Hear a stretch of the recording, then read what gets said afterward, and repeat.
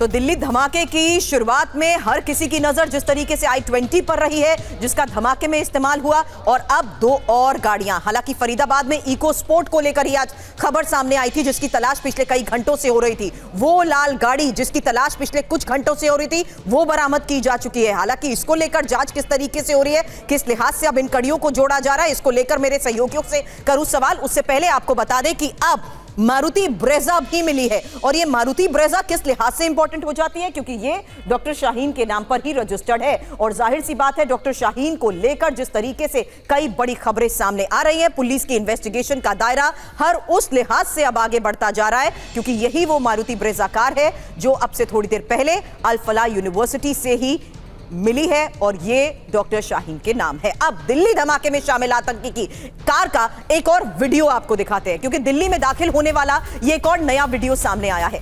Badarpur border toll से I-20 car की entry, ये इन तस्वीरों से साफ हुआ है। कार में पीछे एक बड़ा सा बैग भी रखा हुआ है। इन तस्वीरों को जरा आप भी अगर गौर से देखेंगे तो आपको साफ नजर आएगा कि ड्राइविंग सीट पर एक शख्स है, और वो शख्स है उमर। वहीं पीछे कार में एक बैग है।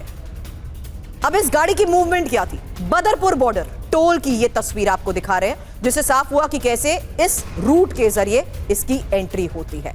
उमर पैसा निकालकर टोल कर्मी को इस वीडियो में साफ नजर आ रहा है, वो पैसा दे रहा है। मास्क लगाए उमर सीसीटीवी कैमरे की ओर भी बार बार देखता हुआ नजर आया। अब आतंकी शाहीन के मसूद अजहर कनेक्शन का पर्दाफाश। मसूद के भतीजे फारूक की पत्नी अफीरा के संपर्क में था शाहीन।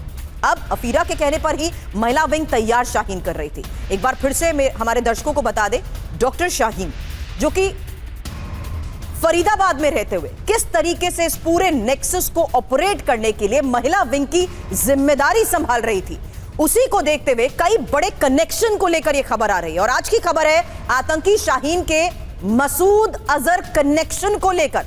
मसूद के भतीजे फारूक की पत्नी अफीरा के शाहीन कांटेक्ट में थी। अफीरा के कहने पर ही वो महिला विंग तैयार कर रही थी, और पाकिस्तान की रहने वाली अफीरा बीबी।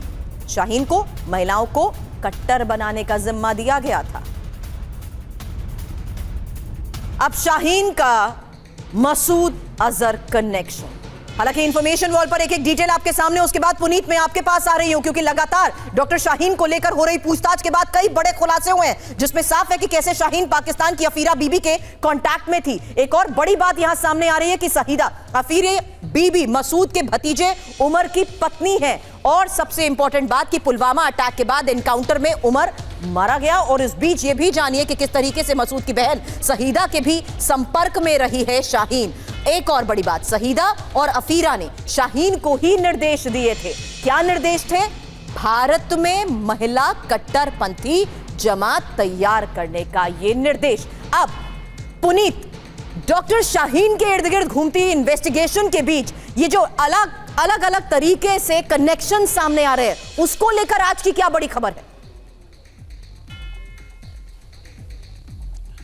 देखिए, सबसे बड़ी खबर यही है कि इस पूरे जो हमला हुआ है इसकी मास्टरमाइंड कहीं ना कहीं शाहीन शाहिदा को ही माना जा रहा है, क्योंकि कहीं ना कहीं वो सीधे तौर पर जुड़ी हुई थी पाकिस्तान से, लश्कर IM से। और अब ये क्लियर हो चुका है कि जो चौथी गाड़ी मिली है यूनिवर्सिटी के अंदर से अल फलाह से, वो भी ब्रेजा कार शाहीन की ही है। सबसे बड़ी बात यह है, जो पहली गाड़ी स्विफ्ट थी वो शाहीन की थी, जिसके अंदर से हथियार मिले थे। उसके बाद दूसरी गाड़ी I-20 का इस्तेमाल ब्लास्ट में किया गया। तीसरी गाड़ी जो है वो इको स्पोर्ट सामने खड़ी है, और उसके अभी चेकिंग की जा रही है, और इसी से एक्सप्लोजिव्स को लाया गया था।